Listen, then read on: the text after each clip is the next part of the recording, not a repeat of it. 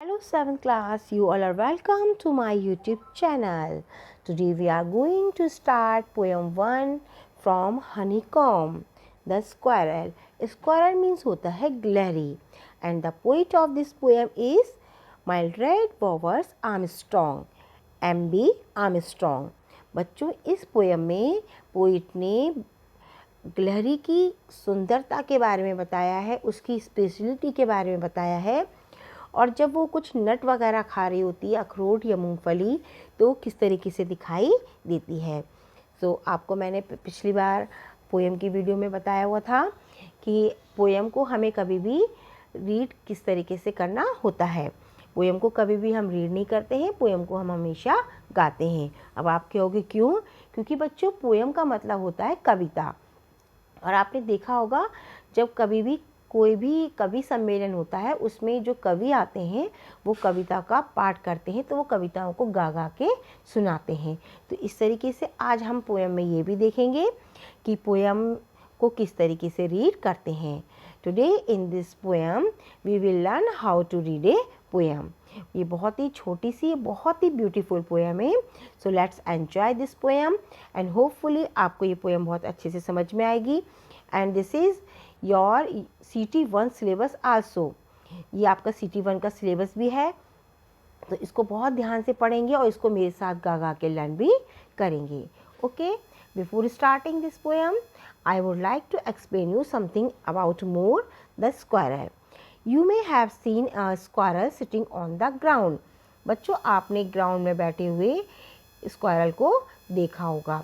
जब ये squirrel ground में बैठी हुई होती है, ईटिंग ए नट, कोई नट खा रही होती है, नट से मतलब है अखरोट या मूंगफली, तो आपको किस तरीके से दिखाई देती है।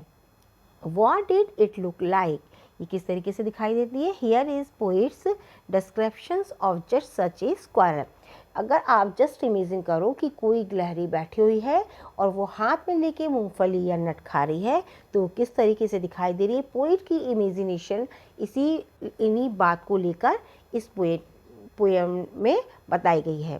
So let's enjoy this poem. Okay, read कैसे करना है। Now we will learn how to read a poem and then do the explanation of this poem. He wore a question mark for tail, an overcoat of grey. He sat up straight to eat a nut. He liked to tease and play, and if we ran around his tree, he went the other way. Yes, this is very short poem. बहुत ही छोटी सी 6 line की poem है, आपको बहुत जल्दी learn भी हो जाएगी। और जो वे मैंने आपको बताया है, जब उस तरीके से आप इसको सिंगिंग करेंगे तो बहुत जल्दी से लर्न हो जाएगी। Now let start the explanation of this poem. But before starting the explanation of this poem, I would like to say you, if you have not subscribed my channel, then do subscribe my channel and don't forget to press the bell icon for upcoming videos to related your syllabus. Yes, he wore a question mark. He is using here for a squirrel. कि जो एक गिलहरी होती है, यहाँ पे ही का use करा है, तो इसका मतलब वो मेल जेंडर में ले रहे हैं। पोइट इसको, जो एक गिलहरी होता है वो एक ऐसा लगता है कि उसकी पूंछ जो है वो एक क्वेश्चन मार्क है। आपने इंटरोगेटिव मार्क देखा हुआ है ना, इंटरोगेटिव मार्क जो होता है प्रश्नवाचक चिन्ह, तो उसके बारे में कह रहे हैं कि ऐसा लगता है पोइट को कि जब गिलहरी बैठा हुआ होता है कि उसने एक क्वेश्चन मार्क को पहना हुआ है। एन ओवरकोट ऑफ ग्रे, और जो उसकी स्किन होती है वो ग्रे कलर की होती है, तो उसने ऐसा लगता है कि क्वेश्चन मार्क को अपने ओवरकोट के ऊपर पहना हुआ है।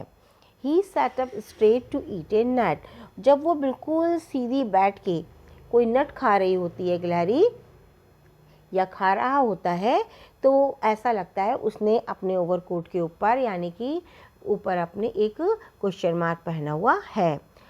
He liked to tease and play.